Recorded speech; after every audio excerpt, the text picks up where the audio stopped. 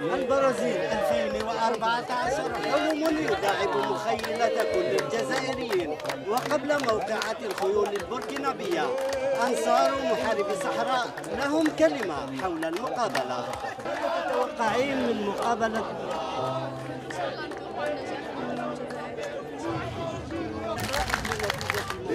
وكيف هو شعورك؟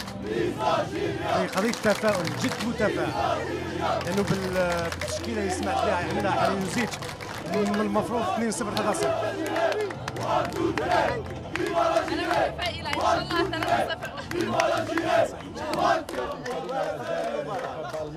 أجواء جدا حماسية، وإن شاء الله كل الجزائريين متوقعين الفوز للجزائر، وكلهم على أمل إنه سليمان وسودان هم اللي يسجلون ان شاء الله 2-0 اليوم بربي ان شاء الله. لماذا؟ والله عندنا اكيد مليحه وعندنا وطننا مليح ان شاء الله 2-0 ان شاء الله ربح اليوم.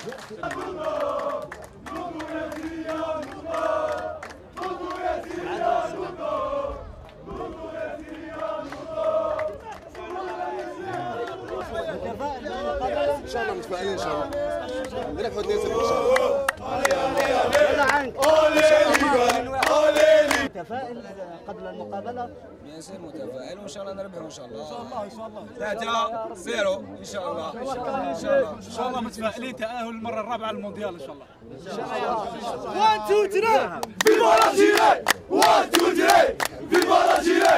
1 2 3 Viva la Chile! 1 2 3 Viva la Chile!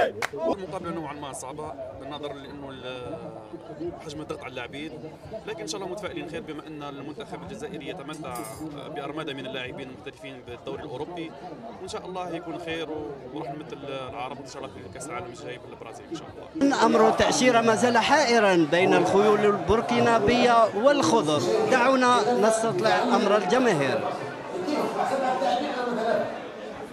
نحن دركا رانا في دبي نتفرجوا على المقابله بين الفريقين. الفريق الجزائري كانت عنده شويه صعوبات في الشوط الاول، فيه كثير من الكرات الضائعه. ان شاء الله نتمنى الشوط الثاني يكون احسن ويكون الفريق مندمج مع بعضه، وان شاء الله الفوز للجزائر ان شاء الله. Inch'Allah, au deuxième temps, on va prendre le match parce que premier temps, on a vu de bonnes occasions, on a raté. Mais Inch'Allah, avec le changement de notre entraîneur, on va récupérer le match, on va gagner, Inch'Allah. Inch'Allah, on va gagner, ça c'est sûr. Ça c'est sûr, nous sommes là et l'équipe, Inch'Allah, on va gagner. Avec le changement qu'il va faire Harizic, on va récupérer le match. Inch'Allah, on va gagner, on va marquer 2 ou 3 buts au minimum, Inch'Allah. والله شخصيا بنظرة المناصر اعتقد انه شوط اول كان شوط تحت المتوسط. المنتخب الوطني كان مطلوب عليه انه يبني اللعب، لكن خطة المدرب السيد فيضالي روزيتش الذي دخل بخطة 4-4-2 بلاعبين ارتكاز هما يعني فكاكين لم نلعبوا بهم عادة لما نلعب خارج الديار. من المفروض انه في الشوط الثاني راح يكون احسن تغييرات. اعتقد انه طيدار ويبدا راح يعطينا الاضافة، بالاضافة الى اللاعب الفضيلي لازم يكون في الهجوم مع السليماني من اجل صنع الفارق.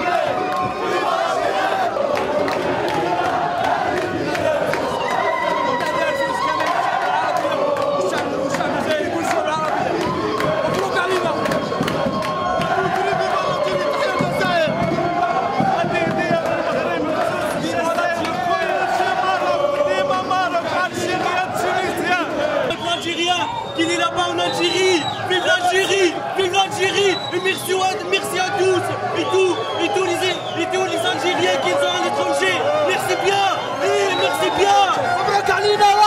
Vive l'Algérie.